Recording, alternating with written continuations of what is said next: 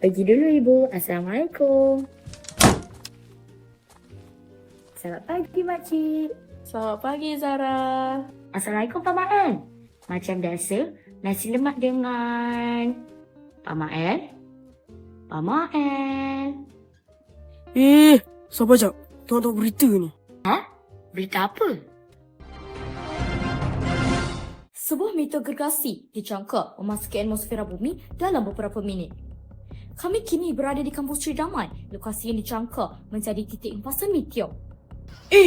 Tunggulah dulu. Siapa nak bayar makanan ni? Alamak. Okey, ini memang lagi teruk daripada Chris. Diameter sekitar 80 meter. Kelajuan hampir 18 km sesaat.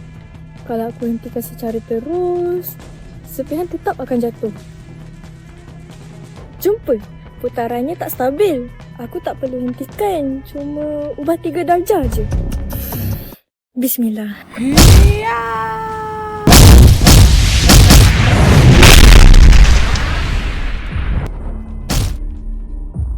Mak, dah maju macam tu, Mak. Jangan tengok.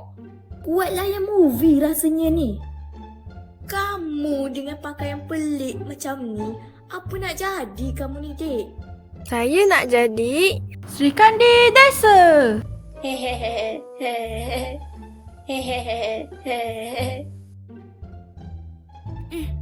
Mana? Maaf Pak Mael. Oh, pocok meteor terbang.